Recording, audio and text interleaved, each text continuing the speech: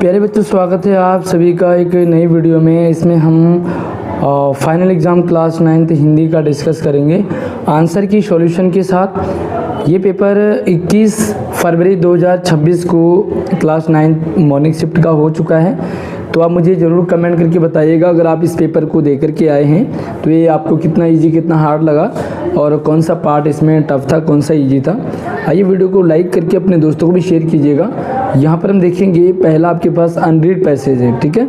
तो unread passage, आपको इस पैसेज को पढ़ना है और पढ़ करके आपको इसका आंसर देना होता है। तो ये जो पैसेज है ये बधिरता पे डिपेंड है, यानी कि शोर शराबे से जो हमारे कान खराब हो जाते हैं, हमें सुनने की जो शक्ति है वो हमारी ख़त्म हो जाती है, कान खराब हो जाते हैं। तो उसी पर ये डिपेंड है। आपने इसे पढ़ लिया होगा अगर आप ये पेपर दे करके आए हैं तो। अब हम इसे, अगर आप इसे अभी देख रहे हैं तो आप इसे पूरा एक बार समझ लीजिए। बाकी मैंने आपको बता दिया कि ये सुनने को लेकर के है, कान खराब हो जाते हैं शोर शराबे को लेकर के, उसी पर आधारित है। आप मुझसे व्हाट्सएप और इंस्टाग्राम से भी संपर्क कर सकते हैं। मेरा WhatsApp number, Instagram ID video के डिस्क्रिप्शन में डाला हुआ है। अब यहाँ पे पहला प्रश्न है आपके लिए गद्यांश से रिलेटेड।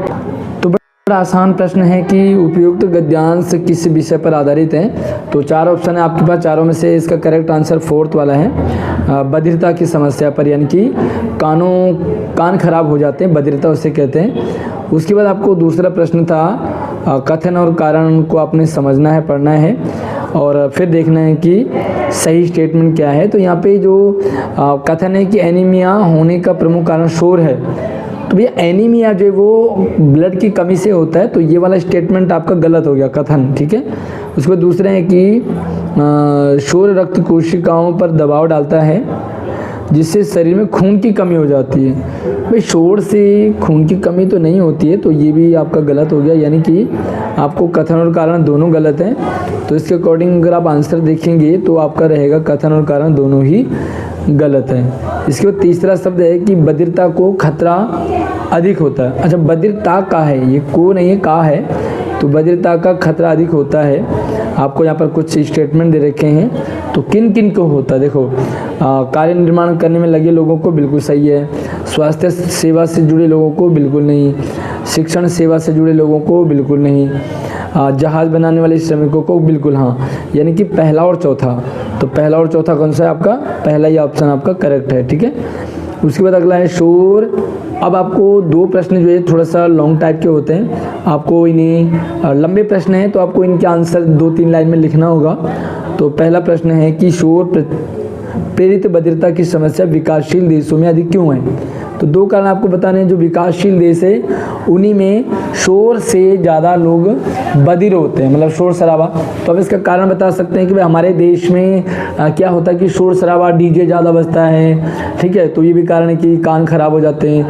ज़्यादातर लोग कानों में ईयरबड लगा के रखते हैं, तो वो भी इसका रीज़न है। विकासशील देश, क्योंकि हम लोग काम कर रहे होते हैं, साथ में लीड लगाया हुआ है, डीजे बड़ी तेज़ आवाज़ में बजाते हैं, ठीक है। साथ में अब गरीबी भी है, तो आपको फैक्ट्री वगैरह में काम करना होगा, तो ये भी इसका कारण है, ठीक है। आप लिख देंगे। उसके बाद अगला सवाल है कि शोर प्रेरित बधिरता को दूर करने के कोई दो उपाय। भाई शोर से प्रेरित बधिरता को कान खराब ना हो इसके लिए, तो भाई जो समस्या है उसी को कम कर दो, समाधान बन जाएगा। तो आप तो एक तो ईयरबड ना लगाएं, है ना। अगर लगा रहे हो तो उसको कम आवाज़ में सुने, डीजे की धीमी आवाज़ रखें, तेज़ ना रखें। जो कारखाने वगैरह हैं वहाँ पे इस तरह से अपना थोड़ा सा ध्यान रखें ताकि आपको ये प्रॉब्लम ना हो, ठीक है। बाकी काम तो आपको करना ही होगा, लेकिन क्या है कि आपको अपनी सुरक्षा खुद रखनी पड़ेगी। और एयरबड लगाना और तेज़ वॉल्यूम में डीजे बजाना ये हमारी मजबूरी नहीं है, हम इन्हें रोक सकते हैं। अब आपके पास एक कविता है और ये कविता आपको पढ़नी है, काव्यांश को पढ़ करके।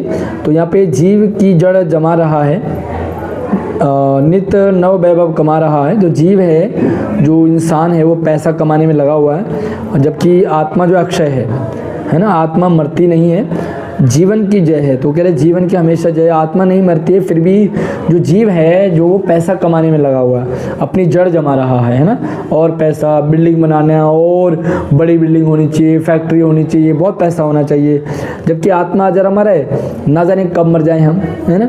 नया जन्म ही जग पाता है। तो आप इसे पढ़ लेंगे, आपने ये पढ़ लिया होगा। तो इसके अकॉर्डिंग आपको यहाँ पर जो क्वेश्चन है कुछ, तो पहला सवाल है कि काव्यांश में वर्णित आत्मा को बताया है, तो आत्मा को क्या बताया? नष्ट होने वाली नहीं, आत्मा नष्ट नहीं होती है, संतुष्ट भी नहीं होती है। तो आत्मा के लिए बताया यहाँ पे कभी भी नष्ट नहीं होती है, यानी कि आपका तीसरा वाला ऑप्शन। काव्यांश में प्रयुक्त एक भी 100 उपजाता है, इसका भाव क्या है? तो देखिए, ये जो दूसरों का हित करना और दूसरों का अपमान करना, ये तो है ही नहीं, है ना। बाकी एग्जैक्ट तो इसको काव्यांश में बताया नहीं है, फिर भी मुझे डाउट है, पर मुझे लग रहा है कि दूसरों का हित करना इसका सही आंसर होना चाहिए। बाकी आप कमेंट करके ज़रूर बताइएगा कि आपको क्या लगता है इसका कौन सा आंसर ठीक होना चाहिए, और आप कौन सी स्कूल से हमारी वीडियो को देख रहे हैं, आपके स्कूल का नाम, और ज़रूर मुझे कमेंट करेंगे ताकि मुझे लगे कि भाई हमारी वीडियो को किस किस स्कूल में देखा जाता है। और आप मुझे इंस्टाग्राम पे संपर्क करेंगे तो इंस्टाग्राम पे फॉलो ज़रूर कर लेना। व्हाट्सएप पे कॉल ना करें, जो भी आपका डाउट रहता है तो आप मुझे कमेंट कर सकते हैं। अब आपको कथन और कारण वाला आ गया कि कभी धन का संचय करके रखना चाहता है ना, कभी धन का संचय करना चाहता है, बिल्कुल सही है। धन से ही समाज में सम्मान और संभव है ना। तो ये बिल्कुल कह सकते हैं आप कि धन है तो समाज में संभव है, लेकिन ऐसा होता नहीं है ना, कह सकते हैं ऐसा लोगों को लगता है। देखो, लगता है और है में अंतर है। तो दूसरा ऑप्शन आपका करेक्ट है, यानी कि आप कह सकते हैं कि पहला सही है ना। तो कथन सही है, कारण की सही व्याख्या नहीं है। आप ये वाला ऑप्शन आपका फोर्थ वाला कह सकते हैं। उसके बाद क्या है कि कभी जीवन में कैसा उपयोग करना चाहता है, ऐसा न कर पाने की स्थिति में वो क्या संभव है। ठीक है, तो वो क्या चाहता है, कभी चाहता है कि वो पैसा कमाए, है ना। आपने लिखा हुआ कि भाई जीव जो है वो जड़ जमा रहा है। फिर पीछे कहा है कि धन तो सब नष्ट हो जाता है। देखिए लास्ट में क्या लिखा हुआ है कि क्या इस धन को मैं गाड़ धरूं मैं, तो इसको क्या मैं धरती में जमा लूं, यदि ना उचित उपयोग करूं मैं, अगर मैं पूरा उपयोग नहीं कर पाता हूं तो इसे मैं कहाँ रखूं, है ना। फिर तो महाप्रलय है, तो भाई महाप्रलय आएगी, धन को बचा नहीं पाएंगे, ये इसमें बताया गया है। तो इसको अकॉर्डिंग आप यहाँ पे लिख सकते हैं कि कभी जीवन का कैसा उपयोग करना चाहता है, वो धन कमाना चाहता है, बचाना चाहता है ना, ये इसमें ज़्यादा। और ऐसा न कर पाने की स्थिति में क्या संभव है, अगर वो धन नहीं कमा पाता है तो वो जब ज़्यादा धन कमा लेता है तो सोचता है मैं इसे कहाँ रखूँ, क्योंकि प्रलय तो आएगी, मरना तो है ही, और मरेंगे तो धन यहीं रह जाएगा, है ना। तो इस तरह से आप बना के लिख सकते हैं। काव्यांश में सृष्टा को बड़ा सदैव यानी कि दयालु क्यों कहा है, 2 बिंदुओं में। तो भाई सृष्टा यानी कि जो संसार को बनाता है वो बड़ा दयालु है, वो बड़े सिस्टम से सबको बनाता है, सबकी व्यवस्था करता है सारी चीज़ें।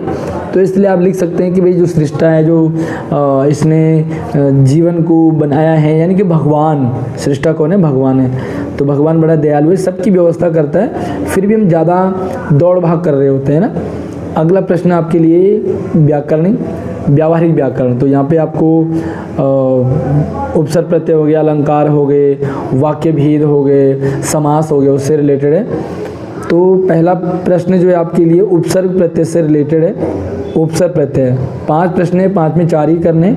अच्छा, वीडियो को लाइक करने में कंजूसी बिल्कुल भी ना करें, लाइक ज़रूर कर लिया करें। तो प्यारे प्यारे से कमेंट भी आप करें कि हमारी वीडियो आपको कितनी हेल्पफुल लगती है। पहला प्रश्न है कि पराजय शब्द में मूल शब्द अलग करना है। तो मूल शब्द क्या है आपका, जय। ठीक है, मूल शब्द जय है। और लालिमा में प्रत्यय अलग करना है, तो लालिमा में प्रत्यय क्या है, ईमा। ठीक है, उपसर्ग से शब्द बनाएंगे तो आप उपसर्ग ही बना लो। उप से उपसर्ग भी शब्द है, उपमान है, उपकार है। ठीक है, और आलू, अगला है आलू। तो आलू से दयालु, कृपालु, ममतालु, झगड़ालू, बहुत सारे लिख सकते हैं। किसी शब्द के अंत में लगकर अर्थ बदल देता है, तो अंत में लग जाता है जो और शब्द का अर्थ बदलता है, उसे क्या कहेंगे, अंत में लगने वाला प्रत्यय। तो आपका इसका आंसर है प्रत्यय। ठीक है, बस प्रत्यय लिख देना है बस। अगला आपके पास है समास से रिलेटेड। 5 प्रश्न है, 4 ही करने। तो आइए देखते हैं, ये भी बड़ा आसान था। महात्मा महात्मा का समास विग्रह करना है, तो महात्मा का विग्रह करना है कि महान है जो आत्मा, महान है जो आत्मा है। अच्छा, कौन सा समास है इसमें, क्योंकि यहाँ पे तो समास विग्रह बताया, बस आपको समास विग्रह कर देना है, यही लिख देना कि महान है जो आत्मा, लेकिन आप मुझे समास का नाम बताएंगे, कमेंट में बताएंगे कि इसमें कौन सा समास है। वीडियो रोकिए, कमेंट कीजिए, समास का नाम बताइए और अपना नाम भी जरूर बताएंगे, आपका नाम क्या है और आप कौन से स्कूल में पढ़ते हैं। अगला है देशभक्ति, तो देशभक्ति में प्रयुक्त समास का नाम बताएंगे। तो देशभक्ति में देश के लिए भक्ति यहाँ पे आएगा तत्पुरुष, ठीक है, तत्पुरुष समास है। उसके बाद अगला है दिन रात में समास का नाम बताना है, तो दिन और रात यहाँ पे है द्वंद्व समास, ठीक है, द्वंद्व समास है। उसके 4 राहों का समूह के लिए समस्त पद, तो 4 राहों का समूह के लिए क्या लिखेंगे, चौराहा, चौराहा, ठीक है। और उसके बाद तत्पुरुष समास का एक उदाहरण, तो मैं तत्पुरुष समास का यही लिख दो देशभक्ति, क्योंकि ये तत्पुरुष समास का उदाहरण है। बाकी बहुत सारा लिख सकते हैं, माखन चोर है, वनगमन है, बहुत सारे इसके एग्जाम्पल हैं। अब आपको अर्थ के आधार पर वाक्य भेद 5 में से 4 करने हैं। आइए देखते हैं। महादेवी तुम कविता लिखती हो, अर्थ के आधार वाक्य भेद बताना है। तो ये आपका जो है महादेवी तुम कविता लिखती हो, ये क्वेश्चन मार्क है, तो ये इसमें आए प्रश्नवाचक। वाक्य भेद क्या प्रश्नवाचक है। झूरी रोकता तो हीरा मोती रुक जाते, अर्थ की आधार वाक्य भेद, तो ये पे संकेतवाचक। झूरी रोकता तो 2 सेंटेंस एक दूसरे पे डिपेंड है, तो ये आपका हो जाएगा संकेतवाचक। उसके बाद अगला है सुमति ने थुप्पा खा लिया होगा, होगा है ना, तो यहाँ पे आएगा आपका, तो यहाँ पे संभव मतलब श्योर नहीं है, संदेह हो रहा है, तो जहाँ पे संदेह हो वो आपका संदेहवाचक हो जाएगा। जहाँ पे आपको डाउट लगे तो ये आपका हो गया संदेहवाचक। तुम फोटो का महत्व नहीं समझते, तो यहाँ पे नहीं होने से प्रश्नवाचक वाक्य में आपको इसे परिवर्तन करना है, ठीक है। ये नेगेटिव सेंटेंस है, नकारात्मक है, तो आपको इसे बदलना है किसमें, प्रश्नवाचक में। तो आप क्या लिखेंगे, क्या तुम फोटो का महत्व नहीं समझते, तो यहाँ पे क्या शब्द जोड़ देंगे तो आपका ये प्रश्नवाचक में बदल जाएगा, ठीक है। उसके बाद अगला है आज्ञावाचक वाक्य के उदाहरण लिखो। तो एक आज्ञावाचक वाक्य का कोई भी उदाहरण आप लिख सकते हैं, जैसे बैठो, सुबह जल्दी उठो, खाना खाओ, याद करो, ये सारा पाठ याद करो, ठीक है। तो ये सारे आपके आज्ञावाचक में हो जाएंगे। उसके बाद अलंकार आ जाते हैं, तो अलंकार भी आपको 5 में से 4 करने होते हैं। तो आपको जो है पहला है कालिंदी कुल कदम्ब की डारन, ठीक है। तो यहाँ पे अलंकार आपको पहचाननी है।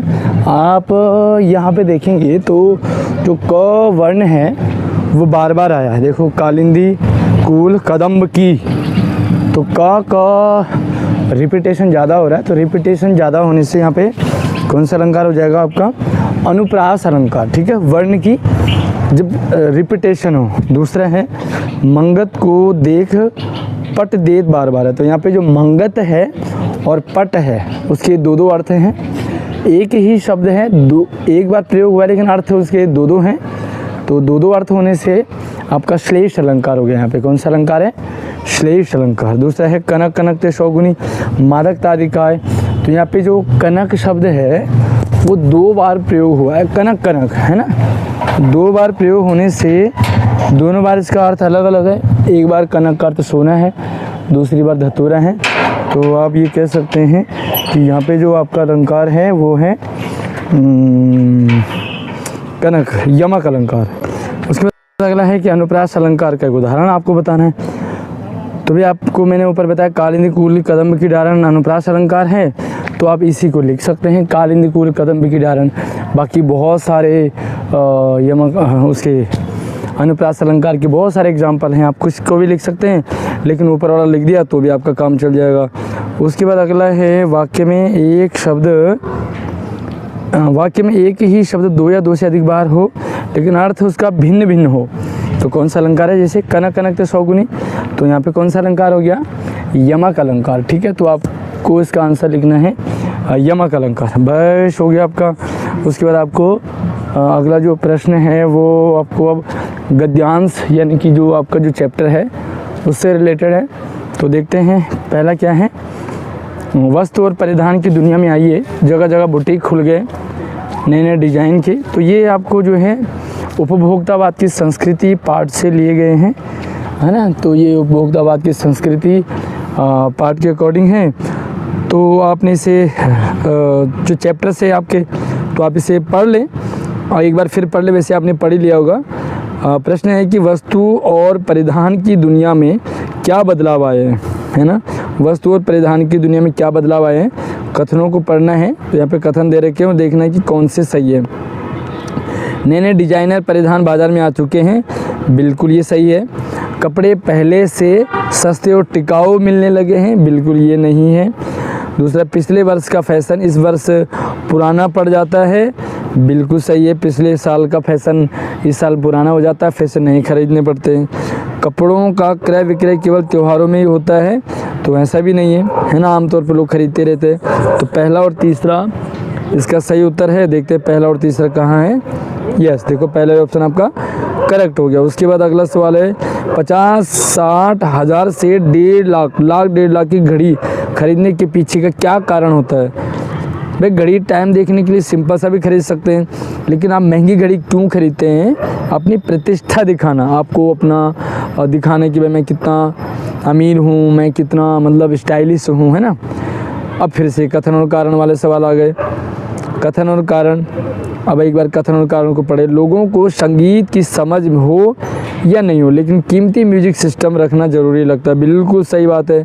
भले लोग सुने ना सुने, आपके पड़ोस में भी होता होगा, वो खुद गाना सुनते नहीं होंगे, लेकिन दरवाज़ा खोल के तेज़ वॉल्यूम में गाना बजाते हैं। पता नहीं क्यों बजाते, किसके लिए बजाते हैं, है ना। तो ये सही है।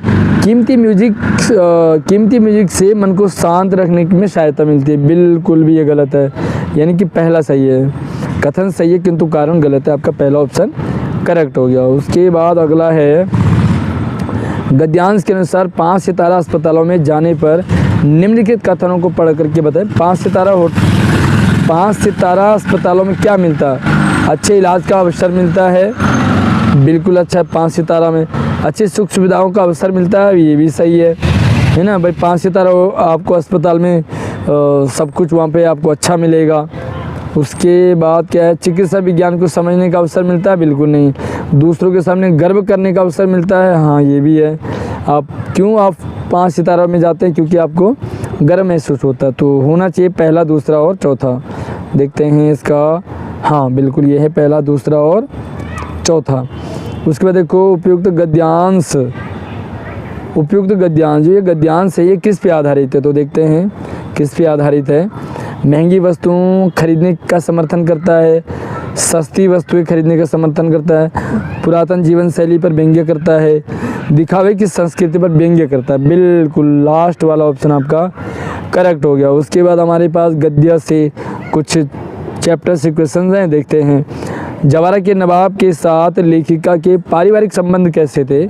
मेरे बचपन के दिन पाठ के आधार पे आपको बताने, जो जवारा के नवाब थे उनके साथ लेखिका के पारिवारिक संबंध बहुत अच्छे थे।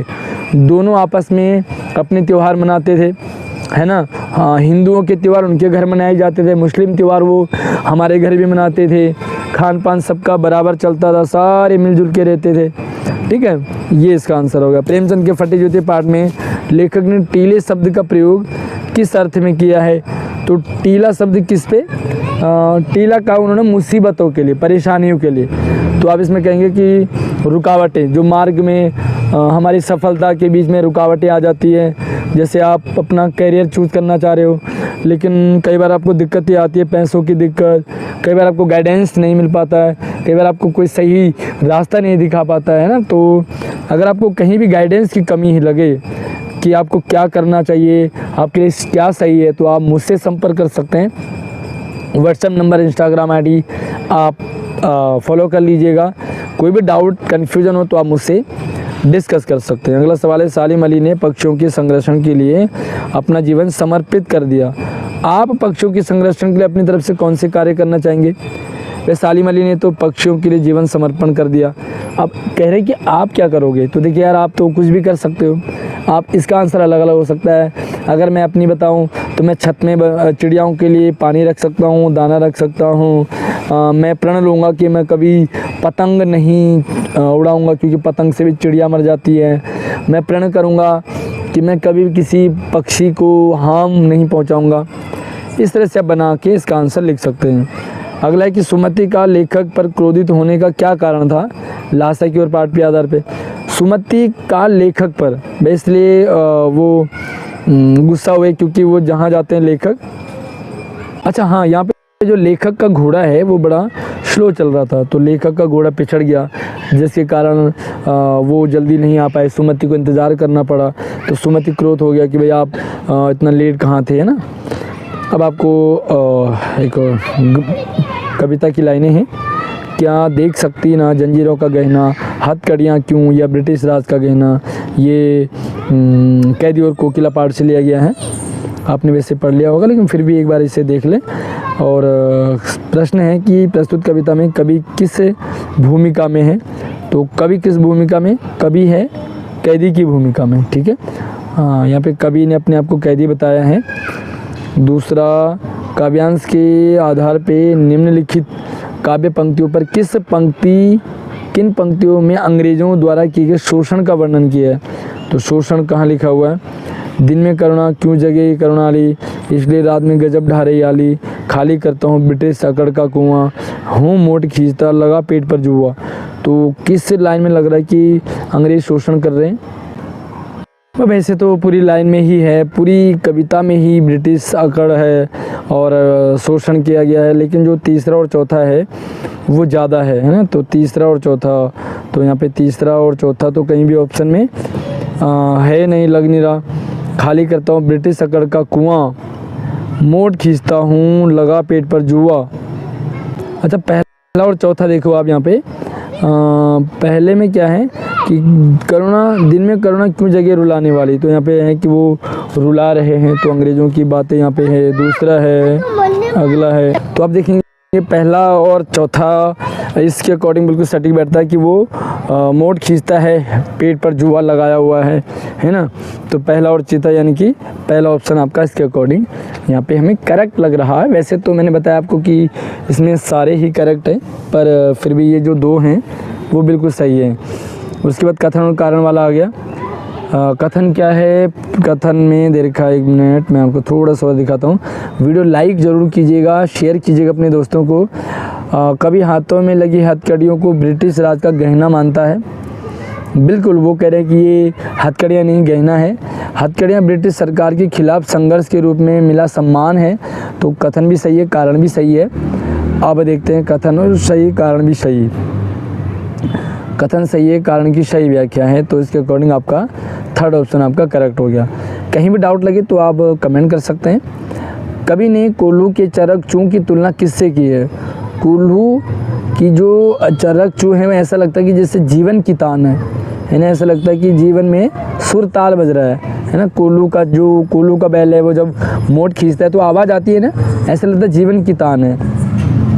अगला है, कवि कैद में मिलने वाले अत्याचारों को सहकर क्या ख़त्म करना चाहता है, तो ब्रिटिश सरकार का अकड़ ख़त्म करना चाहता है। तो आपका थर्ड ऑप्शन करेक्ट है। उसके बाद ये कविता पे आधारित 4 प्रश्न हैं, 3 के आंसर देने हैं आपको। बच्चों का काम पर जाना धरती के लिए बड़े हादसे के समान क्यों है, तो आपको 2 बिंदु बतानी है। देखिए, सिंपल सी बात है कि छोटे छोटे मासूम से बच्चों को स्कूल जाना चाहिए।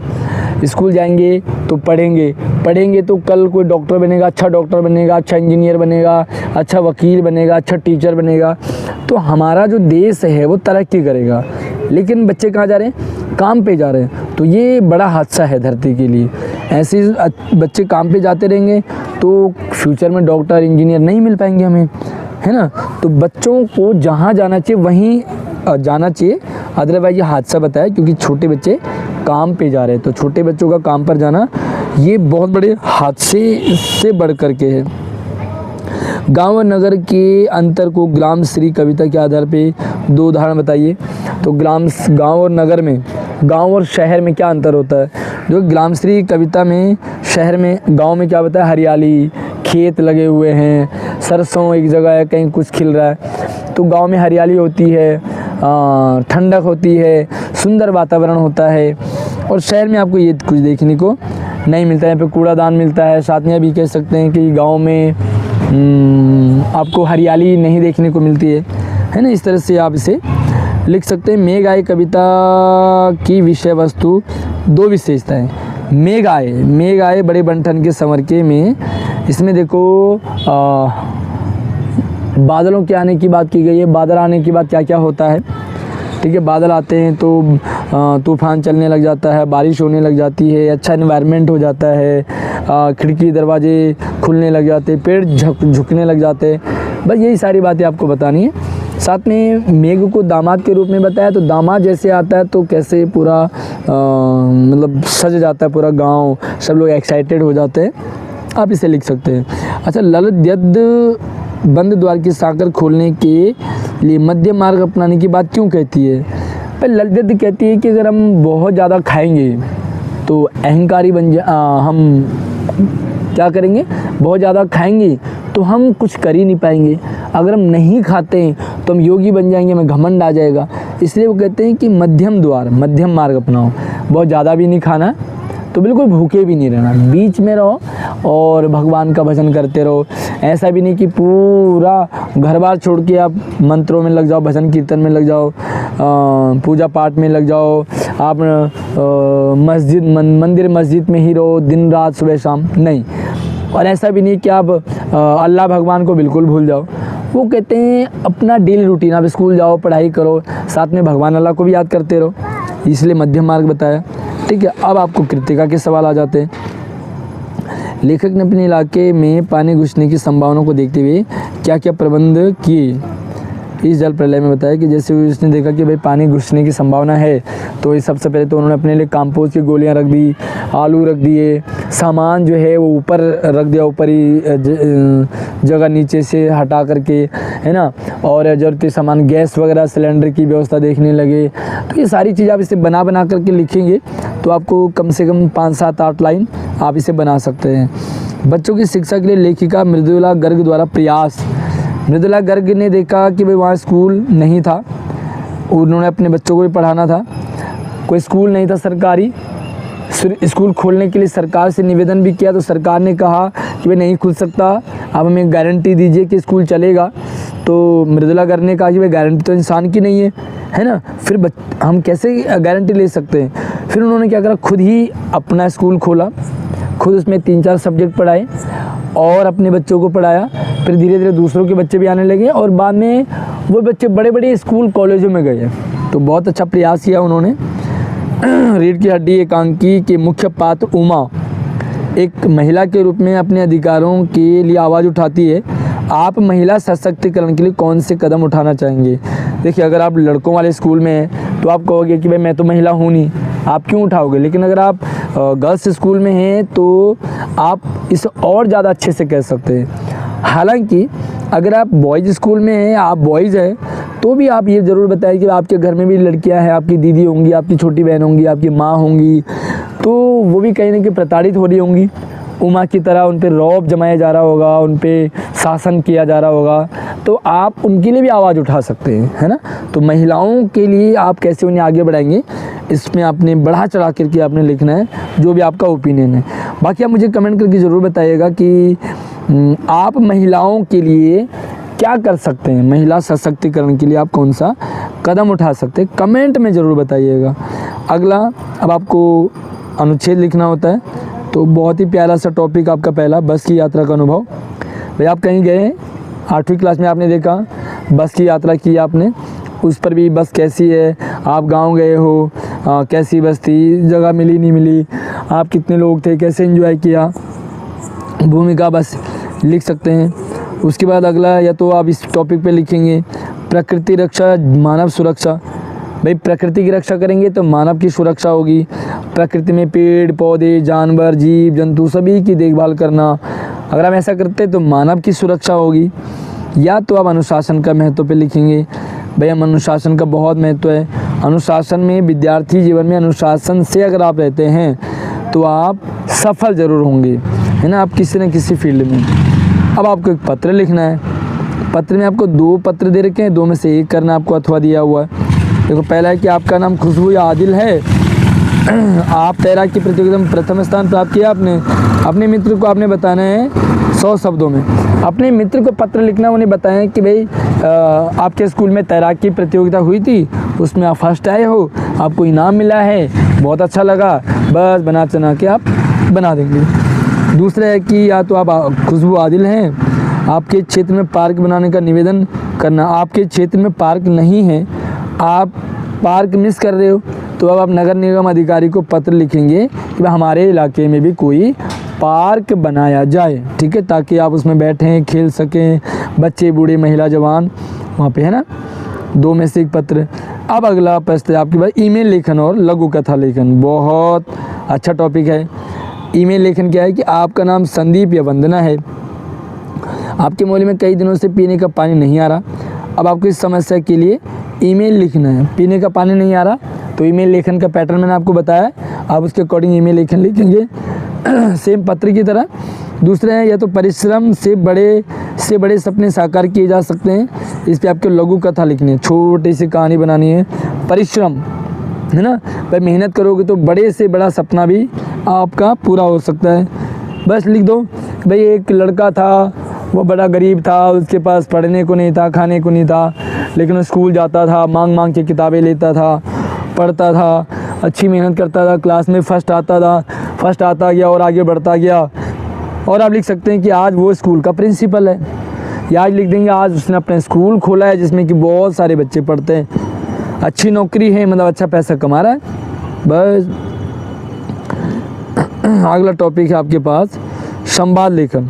तो दिल्ली की सर्दी बहुत भयंकर है, 2 विद्यार्थियों के बीच में कैसे बातचीत करेंगे 2 बच्चे। भाई सर्दी बहुत ज़्यादा है, भाई तू तो स्वेटर भी नहीं पहनता। हो गई नहीं भाई मुझे ठंड नहीं लगती। दूसरा कहे नहीं भाई मैं तो बिना कोट के नहीं आ पाता हूँ और मेरे बीमार भी हो जाता हूँ, वगैरह वगैरह लिख देना। परीक्षा के दौरान आपकी घड़ी परीक्षा कक्ष में छूट गई, एग्ज़ाम के दौरान आपकी घड़ी छूट गई। अब आपको क्या करना, सूचना लेखन तैयार करना है। सूचना पट जो नोटिस बोर्ड है उसमें आप सूचना लिखेंगे कि भाई मेरी ऐसी घड़ी गुम गई है, जिसके भी पास हो वो कृपया मुझे दे दें, या मेरे क्लास टीचर को, या ऑफिस में, या किसी भी टीचर को जमा कर दें। बस इस तरह से आप सूचना लेखन बनाएंगे।